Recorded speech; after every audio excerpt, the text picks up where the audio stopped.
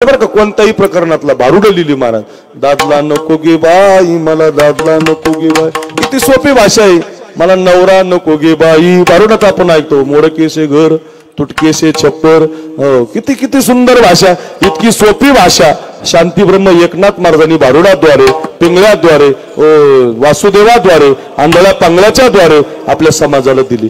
भावार्थ रामायण महाराज नाथ महाराजांनी, भागवत नाथ महाराजांनी, रुक्मिणी स्वयंवर नाथ महाराजांनी. इतकी सोपी चिरंजीव पद. किती चिरंजीव पद गोड आहे महाराज. एक ओवी शिकलात ना, एक किती गोड सांगितलंय. चला मी कशासाठी सांगतो, इतकी सोपी भाषा नाथ महाराजांनी. नाथ महाराजांचा पहिला उपकार अनिल दादा आपल्यावर हा आहे की त्यांनी मराठी भाषा सोपी केली. आणि दुसरा उपकार फार महत्वाचा, अभंगाकडे जायचं आपल्याला.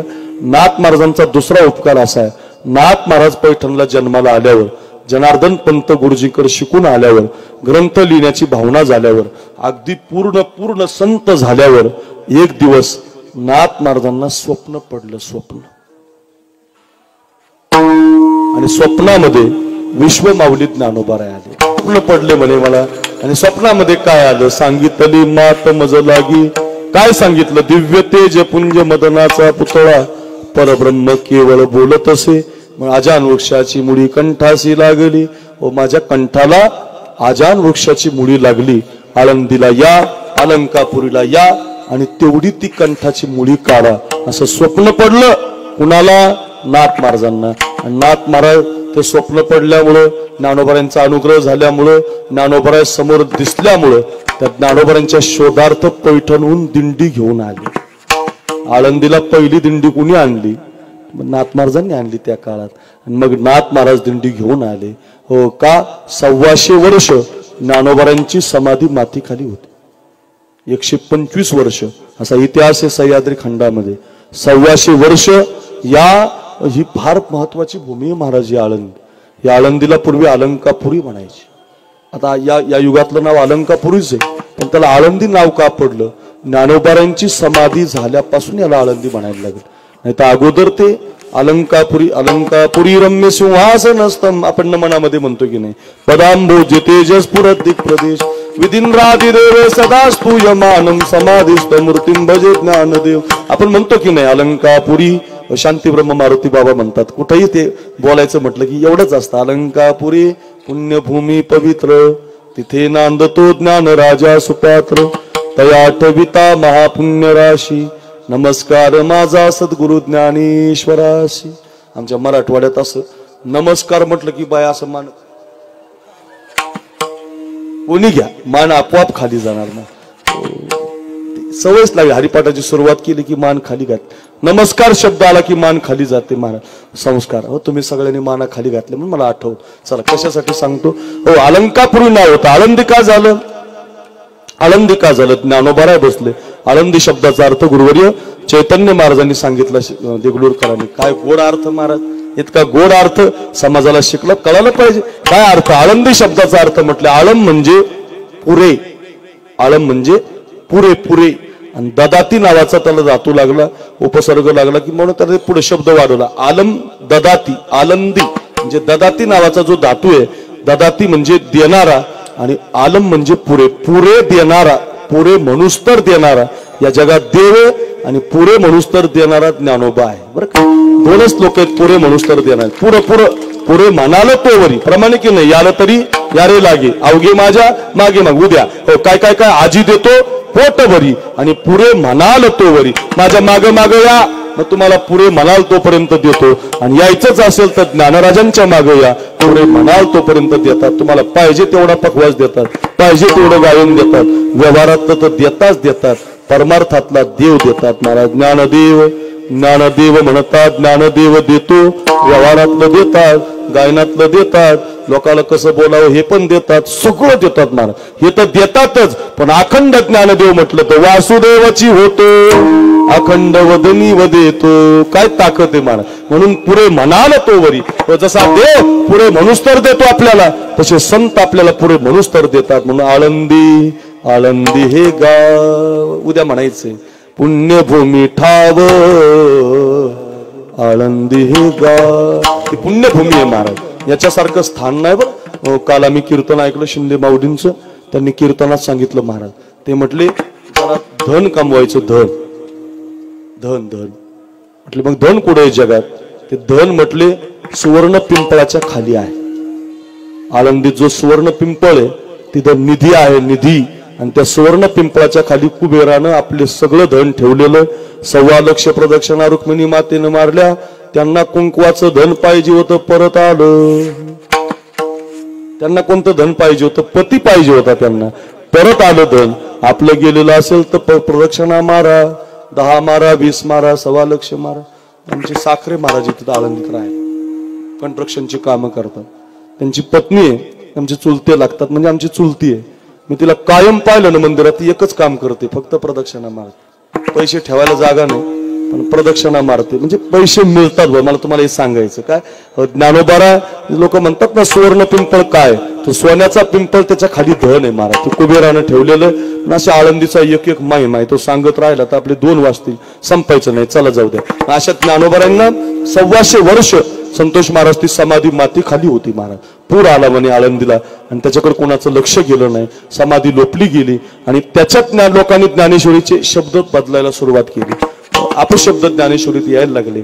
आतापर्यंत ज्ञानोबारांना काही वाटलं नाही, पण ज्याच्यासाठी अवतार घेतला, जे काम ज्ञानोबारांचं प्रमुख काम काय, ज्या ज्ञानासाठी ज्ञानोबारा जन्माला आले, त्याच ज्ञानेश्वरीमध्ये चुका व्हायला लागल्या, शब्द अपशब्द यायला लागले. आणि मग ज्ञानोबारा स्वप्नामध्ये गेले. नाम याचा तुका आणि ज्ञानी याचा एका, असं प्रमाणच आहे बरं का. नामदेवरायचा अवतार तुकाराम महाराज, उरले ते शेवटी लावी तुका. आणि ज्ञानोबारांचा अवतार नाथ महाराज. आणि मग पैठणहून नाथ महाराज दिंडी घेऊन निघाले. आपले 11:15 वाजल्यामुळं दिंडी आळंदीला आली. दिंडी मधलं भजन ऐकून मस्त इथं मुक्काम झाला. पण आता इथं तीच पूर आल्यामुळं, माती आल्यामुळं कुठं समाधी आहे हे कळे ना. आणि म्हणून असं चरित्रात वर्णन आलं, नाथ महाराजांनी तपश्चर्या केली, साधना केली. हो, साधना केली. जिथं समाधीला बसले, जिथं साधना केली, तो नाथपार आहे बघा.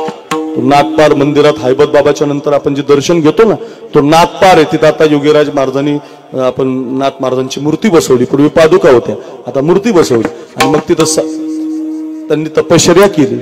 आणि मग ज्ञानोबारांनी मार्ग दाखवला की इथून नंदी आहे, नंदीच्या बाजूने तो नंदी बाजूला करा, तिथून आतमध्ये भुयारात यायला जागा. आणि मग आपण जो चक्कर मारतो की नाही असा नंदीला, तिथून सिद्धेश्वराच्या मंदिराच्या अलीकडून तिथून नाथ महाराज खाली गेले. परब्रह्म केवळ बोलत, विश्वाच्या प्रकाशासारखा प्रकाश तिथं दिसला. ज्ञानोबारांचं दर्शन नाथ महाराजांना झालं, मन भरून आलं. आणि ज्ञानेश्वर महाराजांनी खंत सांगितली की ज्ञानेश्वरी घेऊन जा. आणि ज्ञानेश्वरी घेतली. ऐका, बाहेर आले नाथ महाराज, अगोदर मुक्काम केले आळंदी, तिथं सगळी ती समाधीची जागा स्वच्छ केली. आणि आज जी समाधी आपल्याला पाहायला मिळते ती नाथ महाराजांनी तिथून ती मातीच्या बाजूला केली. म्हणून मी मगाशी म्हटलं, आपल्यावरती नाथ महाराजांचा उपकार आहे की आपल्या कपाळाला जी समाधी लागते नाथ महाराजांनी आपल्याला दिली. पुढचं ऐका आता. आणि समाधी स्वच्छ करून आळंदीची पायी तीर्थयात्रा करत परते पैठणला पोहोचले. भाद्रपद मास कपिला षष्ठी या तिथीला लेखन कामाठी पूर्ण झाली. त्या दिवशी ती ज्ञानेश्वरी ज्ञानोबारांची आधीच होती. ग्रंथपूर्वीचा अतिशुद्ध पवितो पाठांतरी शुद्धाबद्ध, हो त्याच्यामध्ये शुद्धाबद्ध शब्द येत होते. नाथ महाराजांनी ते ज्ञानोबारांच्या आज्ञेनं शुद्ध केले आणि ती ज्ञानेश्वरी पूर्वीसारखीच आपल्याला दिली. आणि देताना खाली ओवीच लिहून ठेवली विष्णू महाराज, ज्ञानेश्वरी पाठी जो ओवी करील मराठी, तेने अमृताची ताटी जाणन रोटी ठेवली, असं लिहूनच ठेवलं. आणि असा पवित्र ग्रंथ आपल्याला नाथ महाराजांनी दिला. म्हणजे ज्ञानेश्वर महाराजही दिले आणि नाथ महाराज सुद्धा दिले. आणि मग नाथ महाराज कीर्तनाद्वारे, प्रवचनाद्वारे, रामकथेद्वारे लोकांना ज्ञानोबारांचं महात्म्य सांगायला लागले. कसे आहेत ज्ञानोबाराय कृपाळू उदार, माझा ज्ञानेश्वर तया नमस्कार वारंवार. कसे आहेत ज्ञानोबाराय. भजन आपण मग तयार केला तर सगळेच महाराष्ट्रात एवढं भजन लोक गायला लागले. आणि खरं सांगू, हे भजन तयार झाले पाहिजे. या भजनामुळे दुसरं काहीतरी गाण्यापेक्षा, काहीतरी म्हणण्यापेक्षा म्हटलं पाहिजे की नाही, ज्ञानोबाराया माझ्या तुकोबाराया. आणि हे भजन म्हणताना त्याच्यात हे शब्द घातले पाहिजे. कैवल्याचा पुतळा ज्ञानोबाराया, काय हरकत आहे म्हणा, आपलेच अभंग. साधकाचा माय बाप ज्ञानोबाराया, विठोबाचा प्राण सखा ज्ञानोबाराया, सर्वाभूती सुख रूप ज्ञानोबाराया, ज्ञानोबाराया माझ्या तुकोबाराया. त्याला सगळं लावा तुम्ही. चालविली झाड भिंती ज्ञानोबाराया म्हणत राहा महाराज. निर्जीव चालविली भिंती म्हणत राहा. तुम्ही माऊलीला जोडा महाराज. इतका आनंद येतो महाराज. कंठ गोड होतो, बुद्धी गोड होते, कामक्रोध निघून जातात, कुणाबद्दलचे वाईट विचार निघून जातात. एवढं गोड भजन आहे महाराज ज्ञानोबारांचं. किती म्हणावं महाराज. आम्ही तर रोज म्हणतो बुवा, लोकांकडून म्हणून घेतो बुवा. असं झालं आणि मग नाथ महाराज वर्णन करायला लागले. कसे आहेत ज्ञानोबा? म्हटले दरुशने हरेतात. कसे आहेत म्हटले माझा ज्ञानोबा. माझा माझा हा शब्द फार महत्वाचा आहे. माझेपणा राहिला नाही, माझं राहिलंच नाही. जो माणूस माझा म्हणतो ना त्याला लोक जीव लावतात. मला लय जीव लावतात लोक. मी माझा म्हणतो ना सगळ्या, मी सगळे माझे म्हणतो. सोमनाथ महाराज माझे, बालाजी महाराज माझे, बसलेले सगळे कलाकार गुणवान माझेच महाराज. माझं म्हणायला काय हरकत आहे महाराज? अहो माझं म्हणा, माझं सगळ्यांना माझं म्हणा. माझं काय बरं का, संसारातलं माझं दुःख देतं महाराज. संसारात जर तुम्ही एखाद्याशी माझं म्हटलं की ते दुःख देतं, आणि तुम्ही संताला देवाला माझं म्हटलं की ते संसारातलं दुःख बाजूला करते. माझा शब्द फक्त देवाला लावा. देव माझा, मी देवाचा, म्हणून माझा शब्द संतांनी ज्ञानोबारांना लावला बुवा. विवेका सागरा ज्ञानाच्या ज्ञानाच्या ज्ञानाच्या सागरावो सख्या माझ्या ज्ञानी. ज्ञानराज माझी माझी माझी माझं माझं. ज्ञानोबारांना काय म्हणतात संत बालाजी महाराज? माझा ज्ञानोबा, माझा ज्ञानराजा, माझी माऊली. का म्हणतो आपण? संतांशी नातं. आणि मग असे नातं जोडल्यामुळे अभंग यायला लागले. एक एक अभंग नाथ महाराजांच्या मुखातून यायला लागला. ज्ञानोबाराय माझे आहेत. ज्ञानोबारांनी उपकार केलाय. ज्ञानोबारांनी ज्ञानेश्वरी दिली. ही ज्ञानेश्वरी नाथ महाराज म्हणतात ज्ञानोबारांची आहे.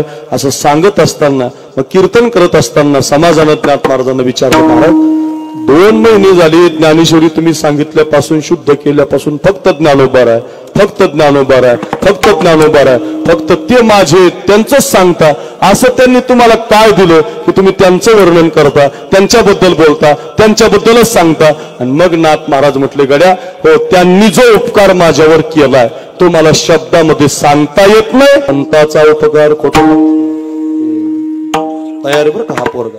बरं झालं हा बसला. हो त्यांनी बसले म्हणून आता एक थोडं उपकार सांगावया किंवा वर्णावया नाही पार. नाथ महाराज म्हटले, गड्या सांगता येणार नाही ज्ञानोबारांनी काय उपकार केलेत, ते शब्दामध्ये बसत नाही. आणि संत जीवनाचे काय सांगू आता, संताचे उपकार किंवा काय वाणू आता, न पुरे हे वाणी. हे सांगता येत नाही बाबा, वर्णनामध्ये बसत नाही, शब्दाच्या पलीकडचं येते. वर्णनात संतांचे उपकार सांगता येत नाही. कोणत्याही कीर्तनकारानं किती मोठ्या महात्म्यानं ते सांगण्याचे प्रयत्न केले बर्डे महाराज, तरी ते वाणीत बसत नाहीत बरं का. उगाची चरणी माता ठेवीजी हेच नुसतं मस्तक ठेवायचं, तया नमस्कार वारंवार दर्शन घ्यायचं, फक्त बोलायचं नाही. सांगताच येत नाही त्यांनी काय उपकार केला. असा एक उपकार सांगू काय केलाय बघता, शब्दात बसतोय का बघा. कोण सांगू शकतं या उपकाराचं वर्णन करू शकतं? ज्ञानेश्वर महाराजांनी भिंत चालवली, रेडा बोलवली, पाठ तुमच्या. मी तुम्हाला न कधी ऐकलेला उपकार सांगतो, तुम्ही कधी न ऐकलेला. ज्ञानोबारांचा सगळ्यात मोठा उपकार ऐका काय हो, सगळे महाराज मंडळीला ऐका. पहिल्यांदा ज्ञानोबाराय वारीला गेले ना, वारीला पंढरीला, माझ्या मनीची आवडी पंढरपुरा नेईन गुडी.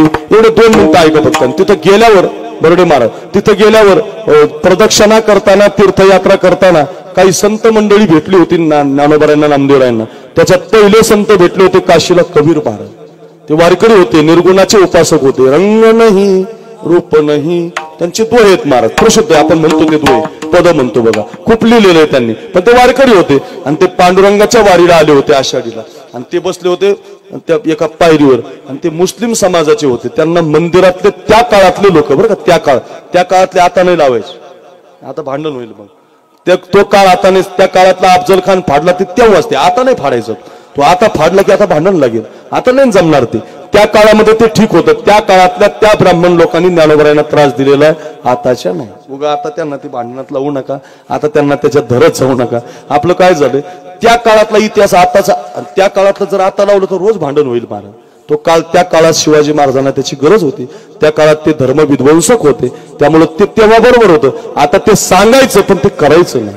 आता तो काळ नाही, आता हिंदू मुस्लिमाची दंगल गरजेची नाही, पण तो इतिहास आता नाही कारणीभूत ठरत. त्या काळातले ब्राह्मण लोक ते त्या काळात मुस्लिम समाजाच्या लोकांना मंदिरात येऊ देत नव्हते. पहिले संत होते कबीर महाराज, पायरीवर बसलेले विष्णू महाराज, मंदिरात कीर्तनाला प्रवेश नाही.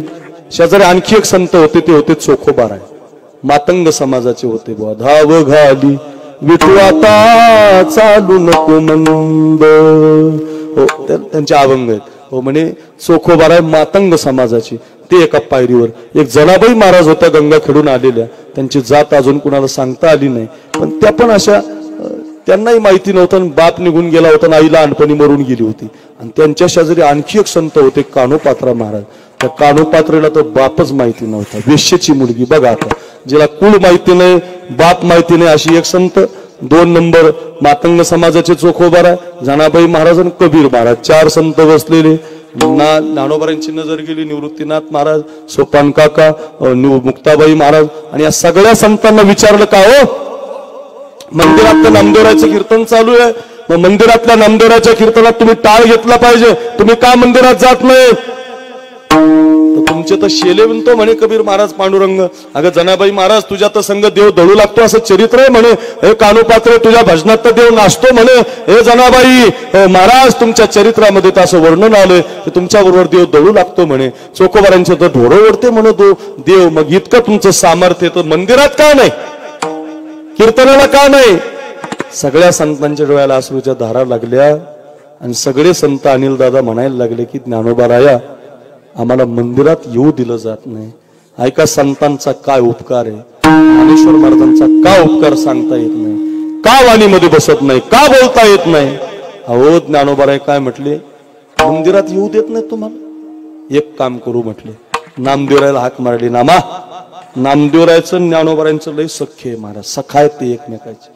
हाक मारली, नामदेवा आजपासून या रावळात कीर्तन करायचं नाही, मग आजपासून चंद्रभागेच्या वाळवंटात कीर्तन करायचं. बघा, एकची टाळी झाली, चंद्रभागी वाळवंटी, माझा ज्ञानराजा गोपाळासी लाया वाटी, नामदेव कीर्तन करी पुढे नाची पांडुरंग, जनी म्हणे बोला ज्ञानदेवा अभंग, अभंग बोलता रंग कीर्तनी भरला. कीर्तनात रंग कधी भरतो त्याचं उत्तर आहे याच्यात.